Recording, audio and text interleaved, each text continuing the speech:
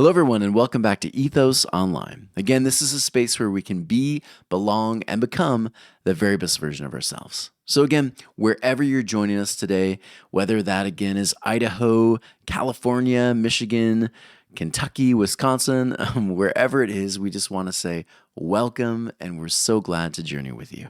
Here at Ethos, we take a lot of time, a lot of energy to look at the Bible, this really ancient text, this compilation of really old pieces, stories, poems, messages to a kingdom, all of this. We take a lot of time to look at the authorship. We look at a lot of time just understanding who the general audience was.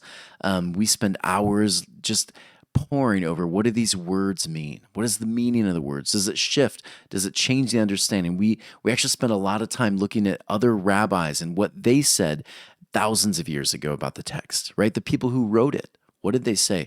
So we spend a lot of time. So every time we share an idea, we have spent dedicated time and energy to bring you something hopefully that is maybe new for you, but also really responsibly done and connected to the actual people who did it. We want to be a blessing to people, but we also want to honor the people who wrote this in the first place, right? So that's what we do at Ethos. So today we continue with Genesis, and we're in, again, chapter 31. So we're going to move through it. We're going to probably finish it next week, but today we're going to move through a center section that has some really good stuff. There's some disjointed ideas, but I think this one typically kind of swooped over. Many people will try to get to that conflict with Jacob and Esau.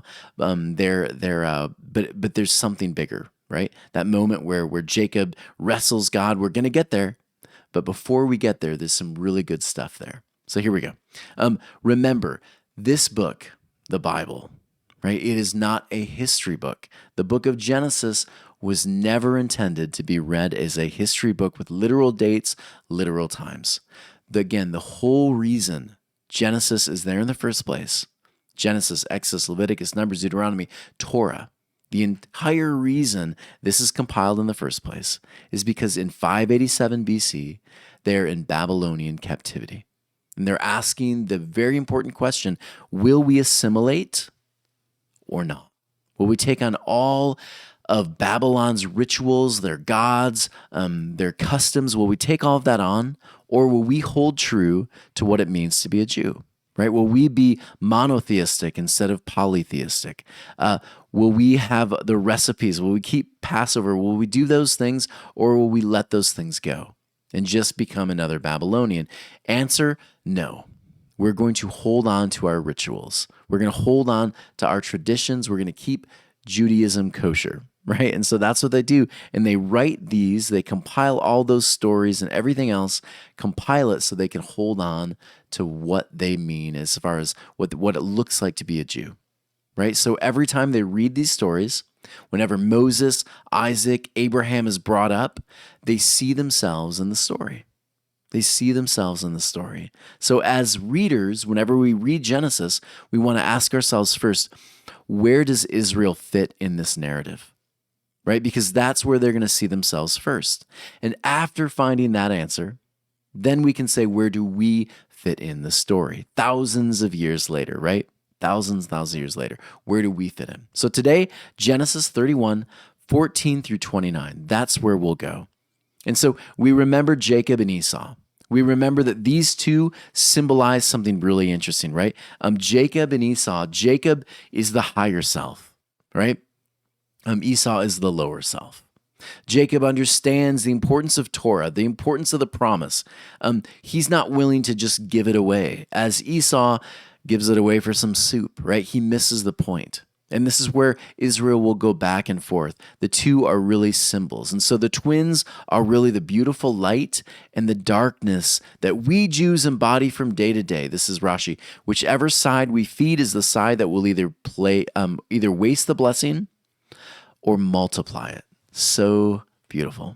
So here we go. We're going to step into the text. I'm going to read it first, and then I'm going to go back and we're going to just touch on and sometimes really heavily delve into some of these texts, some of these words. So here we go.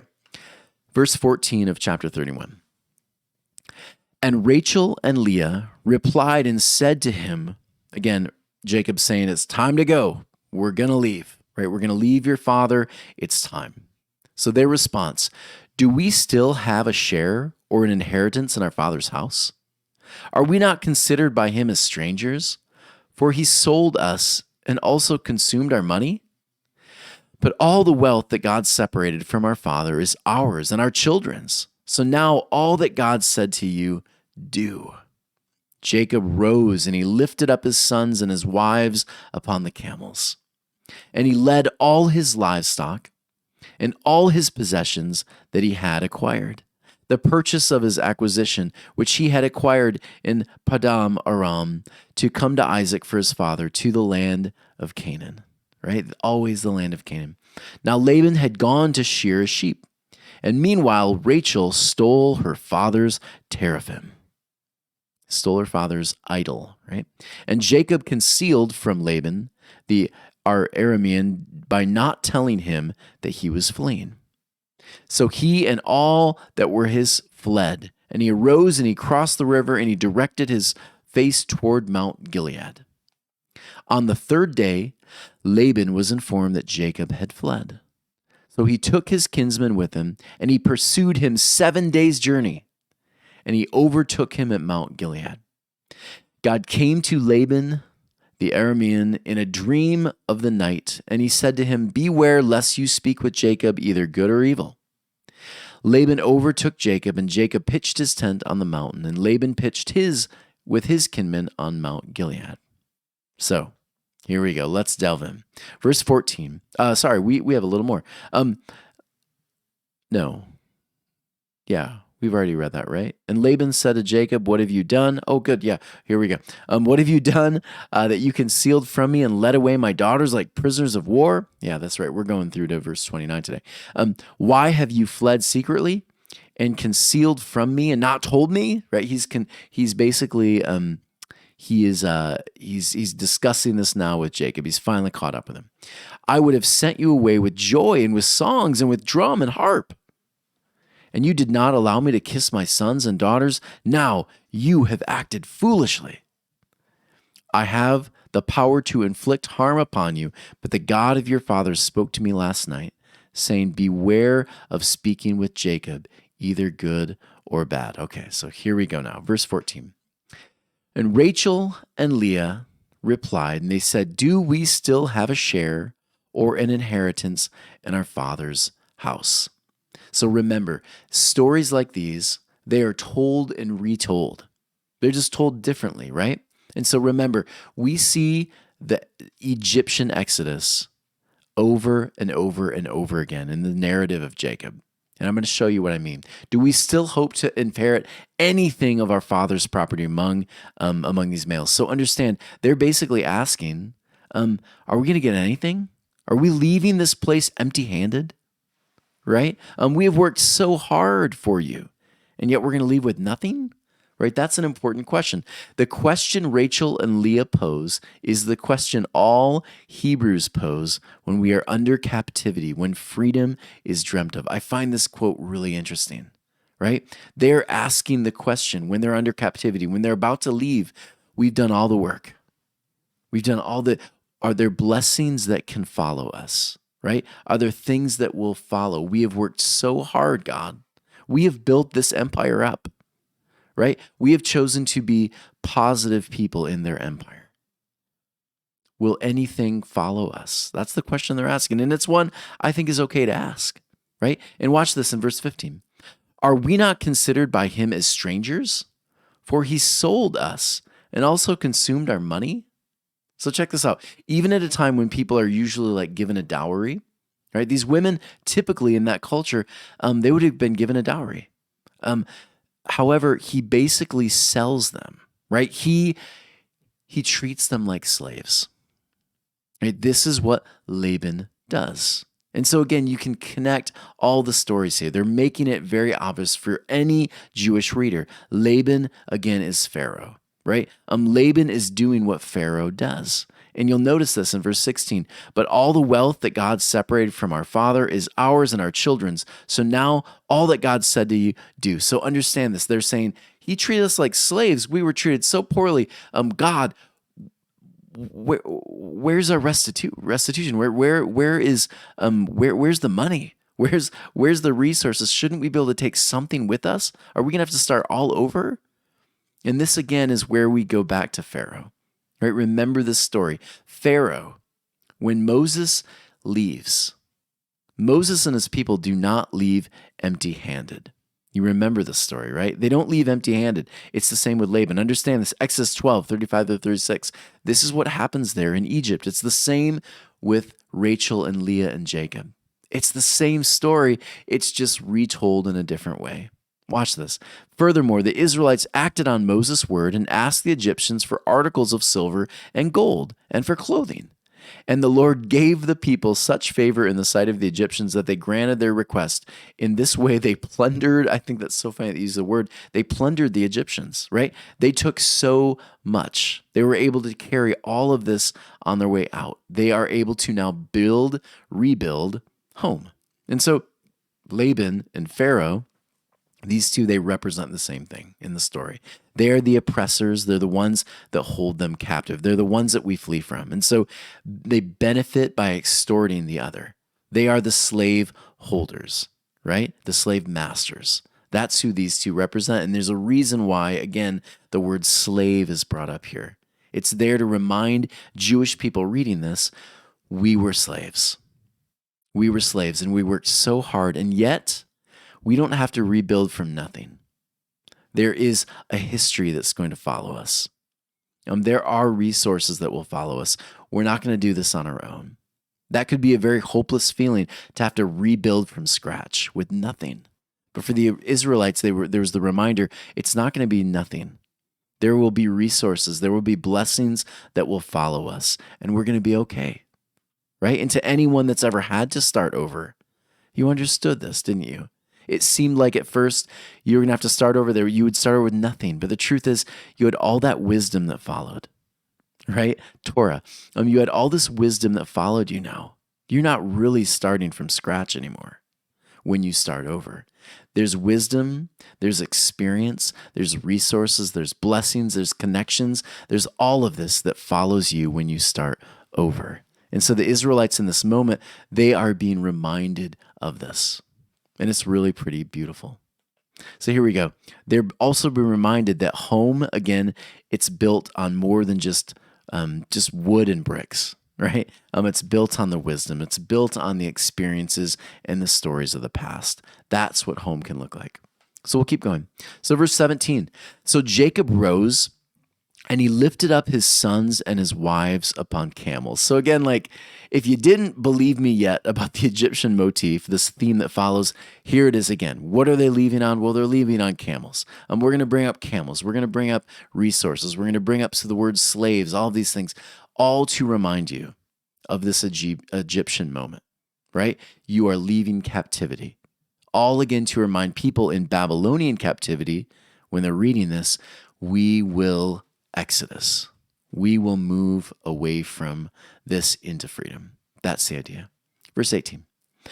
And he led all his livestock and all his possessions that he had acquired, the purchase of his acquisition which he had acquired in Padan Aram, to come to Isaac his father, to the land of Canaan. I love this picture. I love this picture. You're finally going to go home. Right?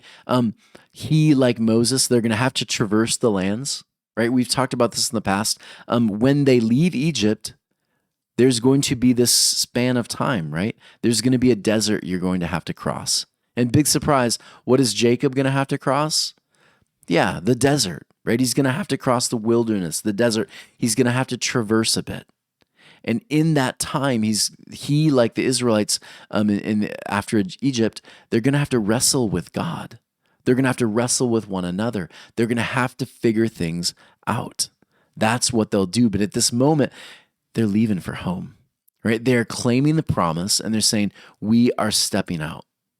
Again, this picture of leaving captivity like Moses. Jacob is going to learn and unlearn certain things. He's going to step out. And this is also a moment really is where they're stepping away from Mesopotamia, right? They're leaving all of what Babylon was, all of what Egypt was. We're leaving behind all of their rituals, all of their gods, right? We are leaving all of their stuff, their traditions, their empire. We're leaving all of that. And we don't want to go back because we're stepping toward freedom. So it's kind of twofold here, right? Can you imagine if you are a Jewish person, you have lived under Egyptian, Babylonian, Roman, you name the empire, they've been in it. You've been under that empire's rule, under their thumb. You've had to watch as these other gods have gotten all the glory, all these other gods have gotten all the worship, and you're thinking, no, our God, our rituals, we want so badly to have space for that. And finally you step away and you can have that space now for your God, for your rituals, for your stories to have birth, right? That's such a beautiful feeling. They're stepping out. It's so good. Verse 19, and Laban had gone to shear his sheep, and meanwhile Rachel stole her father's teraphim. That's weird, right? Why would in this story they have Rachel right before leaving? Why would she take his idol? The family idol. That's what this teraphim means, right? Why take the family idol? Some rabbis in the past, lesser known rabbis, have said she is trying to break the tradition with her father of idol worship, right? She's trying to remove that from her father before she leaves. Those are some of the interpretations, but those are not the majority. The majority follow this rabbi a little more closely. Here's the idea. Let me read it to you, this quote here. The teraphim was the family idol. Ancient tradition tells us that whoever owned the teraphim was the owner of the family wealth and had authority. Interesting, right? Rachel takes away his authority.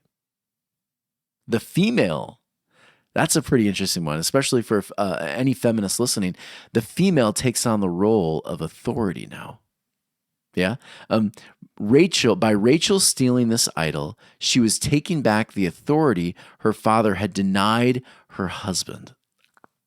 That is heavy, right? Jacob should have been given authority, should have been given power, but he was treated like a second-rate citizen, wasn't he?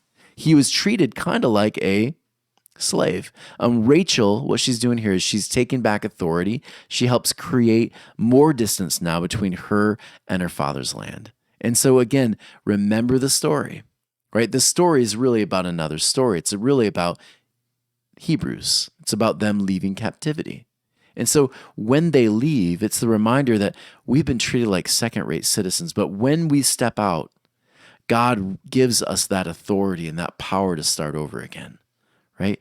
Really beautiful. She's the one. And I love that they use a female voice here.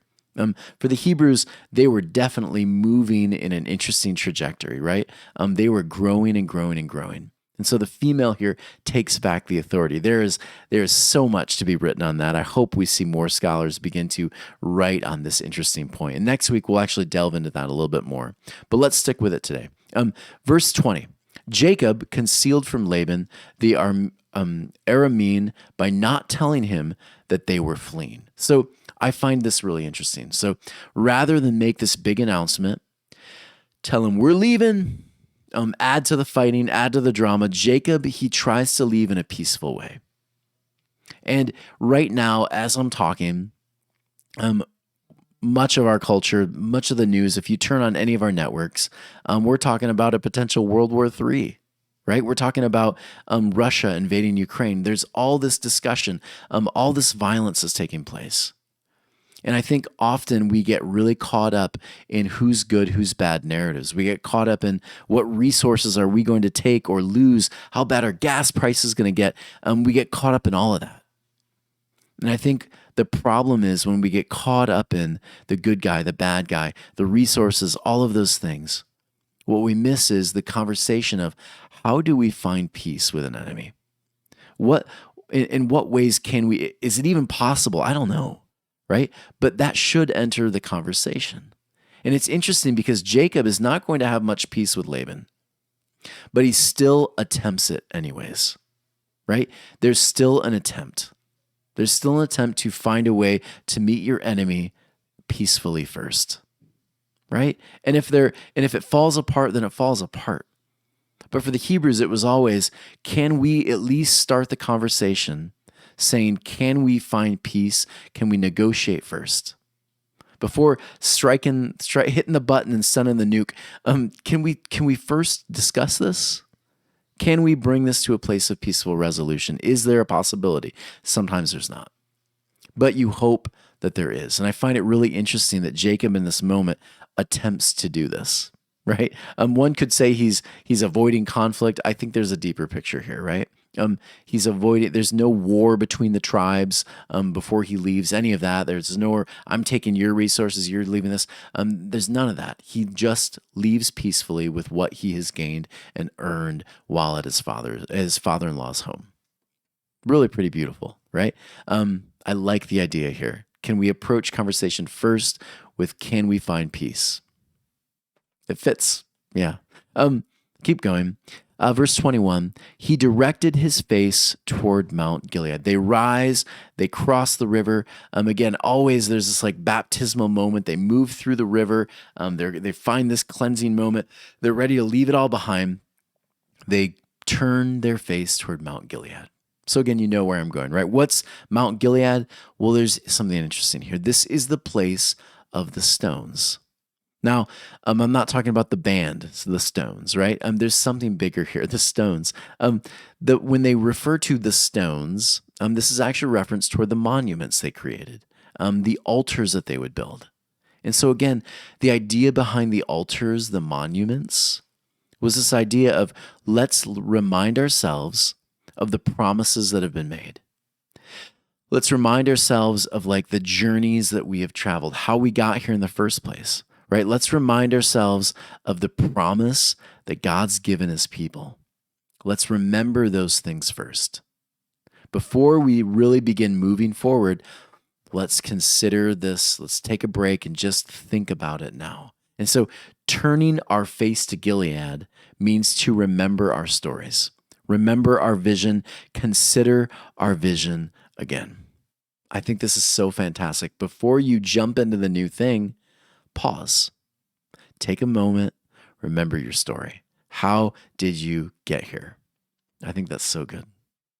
Verse 22, on the third day, Laban was informed that Jacob had left. Now, what you're going to find in this, many rabbinical writings are going to bring up third day and seventh day. They're very close. Why the third day?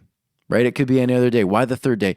Interestingly enough, when Hebrews would read this, almost every time a rabbi would bring up this interpretation. And so I think it's worth bringing up to you.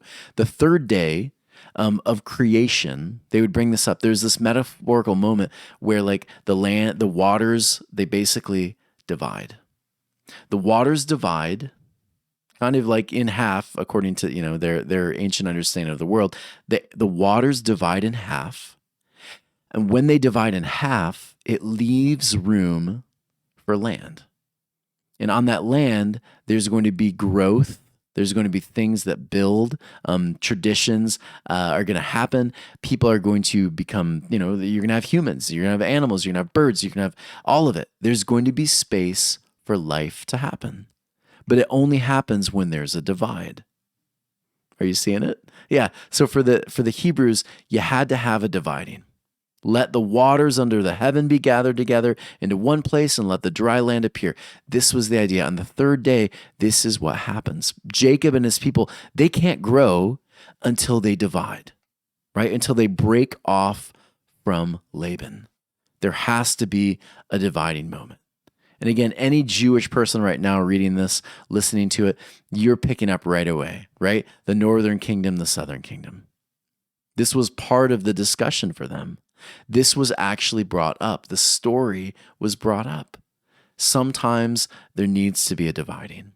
Sometimes you break away, right? Sometimes Microsoft and Apple break away, whatever it is. You break, right? You divide, and that happens. Sometimes we have to break away, divide, separate in order to grow. And this was a really beautiful interpretation I found over and over again for the Hebrews when they read this. Sometimes there needs to be a divide. And so I was thinking for us today, sometimes it's a job. right? Sometimes you have to step away from the job because it just doesn't fit anymore, right? And you stopped growing. You're not being challenged anymore with that job. It's time to try something new, right? And maybe at some point there's the divide. You start the new company or you step into something new, whatever the thing is. Sometimes you separate from the job. Sometimes it's a philosophy, right? You grew up with a certain philosophy and it really worked well for you.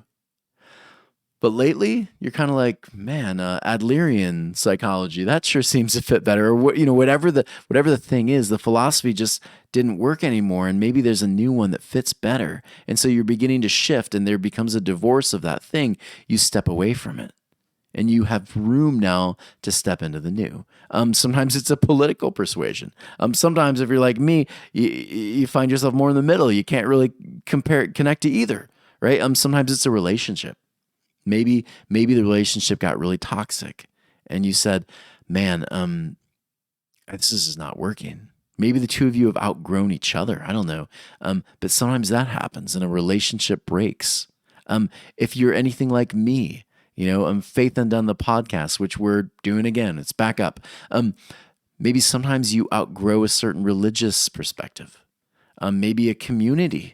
Whatever that is, sometimes it doesn't fit anymore. Sometimes you outgrow it, and sometimes you have to step away. And you can do a really peaceful divorce, like Jacob. You can step away quietly, leave out the back door, or you can make a big scene, right? It just depends on where you are. But that divorce sometimes needs to happen, right? Sometimes you need the breakup to grow. Verse 23. So he took his kinsman with him. He pursued him 7 days' journey. So again, 7 days, many interpretations on this one, but the basic concept here was reconciliation happens on the seventh day. That's the day of reconciliation. It's the time that they reconnect, reset. This is what needs to happen after the divorce takes place. There needs to be a time where there's a reset. There's reconciliation. There's okay, how do we move on from here as a separate corporation, as a separate group, as a separate whatever? That has to take place. And I really find that an interesting concept. Even for these ancient Jewish people, they understood after the breakup, after the words have been said, after the plates have been smashed on the floor in the kitchen, there needs to be a time where things are picked back up again and you can sit and just talk things out before you move in your own separate places, right? That needs to happen. There needs to be peace. There needs to be peace. Verses 27 and 28. Why have you fled secretly? So notice this. Laban catches up to Jacob, and he's saying this now. And again, it seems very odd. Why have you fled secretly and concealed from me and not told me? Right? Laban's saying this. I would have sent you away with joy and with songs and with drum and with harp. And you did not allow me to kiss my sons and daughters. Now you have acted foolishly. So it's interesting here. Laban, we all know this. Laban is Pharaoh in the story. Laban has took advantage of Jacob. He's deceived Jacob. Right? And now he's playing this pretend game of like, I'm the victim, right? Jacob has done me wrong. It's really an interesting story. It's again the reminder of Pharaoh, right? Pharaoh turns his heart off. He feels dejected when Moses and them leave, and he lashes out. And so I think we've all experienced this at some point in our lives, haven't we? When leaving the toxic person, they'll turn on us, right? We are the villain, not them, of course. We're the villain. The one leaving work, they become the bad one, the bad seed. The rumors spread, right? The one who's outgrown the system, they become the dangerous one, right? We have seen this over and over again, and Israel has seen this over and over again. Many times they would leave captivity and they would begin to gain power, and boy, when the people you let leave begin to gain power and resources and you are a beastly empire, they do not like that, right? And so again, it's all really interesting and very relevant. Verse 29 to end. I have the power to inflict harm on you, but the God of your fathers spoke to me last night, saying, beware of speaking with Jacob, either good or bad. Again, really interesting. They believe that Yahweh would keep them safe. They are stepping out in faith. They're stepping out They're going through the great divorce. They're stepping out in faith. They're going to have to kind of start over in some ways, but they have resources. But it's a deep faith that they're going to get through. Right? God will provide for them. That was the idea that they deeply held on to as they rebuilt, started this building again. It's a beautiful picture, right? They're going to start again. Beware, speaking of Jacob, either good or bad. Let Jacob be Jacob. The divorce has happened. The separation has happened. It's time, Laban, you focus on Laban. And Jacob focuses on Jacob. Beautiful. Yahweh protects those who stepped out in faith and believe the promise of new life. I thought Rashi's quote here was really beautiful. They really did believe that. So this was kind of fun. And again, it's just a short section that many people will kind of skip over. And as I was thinking about this, what application can we practice this week? I thought about this. For me, I left a certain tribe, and I look back and I actually have a lot of positive things to say about them. I was very frustrated for a while, but now I look back and I say, man, so many great people, so many great traditions. I have a lot of love for them now. But I think it sometimes just takes time and space to get there. But I started thinking about when to know when it's time to leave, right?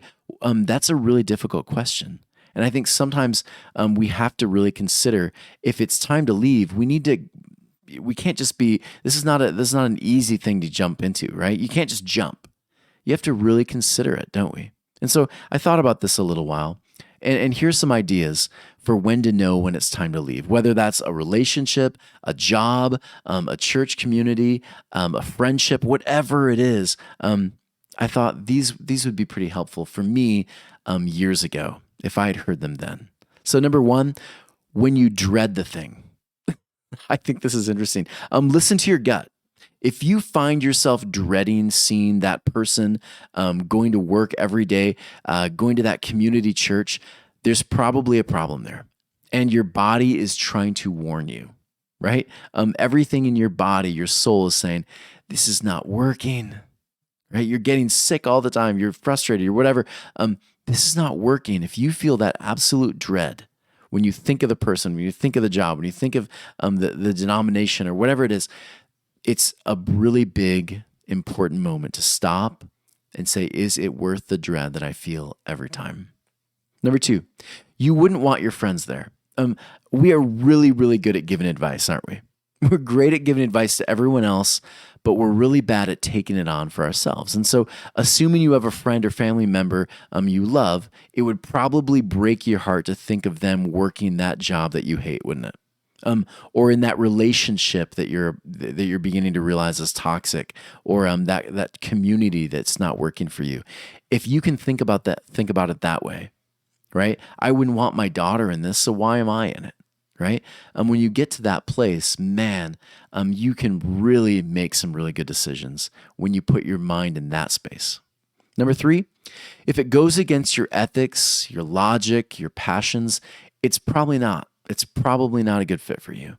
And I bring up these three because I think sometimes maybe it's just one or two of them, right? But I think it's important to remember your ethic, right? Your values, that's really important. And if you are fighting against those daily, that's really going to wear on you, right? And logic, right? If it's not logically fitting, what are we doing, right? You're having to dumb down your life just to fit that thing. Don't do it. Right? And if it goes against, like if you're so passionate about everything but that thing, then it's probably not working anymore, is it? Yeah, so think about those moments. And then I thought about this one. The environment is unhealthy. If the environment or the space creates pain, guilt, shame, if you feel like you are always on edge, if you are terrified, like your head is on a swivel, then that's probably not the healthiest environment for you to thrive. You need to be at a place where you feel safe, where you feel connected. You can make mistakes and learn from them, right? I work at a school right now where I have never felt the kind of support from a leadership team that I've felt there. Every day I feel supported, connected. I can try new things and fail miserably, and they would say, "What did you learn?" right? That kind of environment, that kind of relationship, that kind of church community, that is the kind of thing where a person can really thrive. And if you're experiencing the opposite, it may be time to experience a stepping away. And then lastly, your friends notice. I think our friends do. And when friends notice that you are just frustrated all the time, that this is the only thing you seem to talk about anymore, right? They're going to make comments about this to you if they're good friends.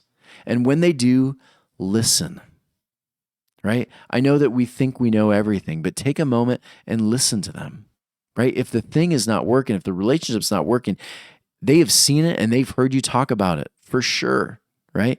Listen to those friends. And I bring this up fifth because I think those other things, those personal introspective things need to happen first.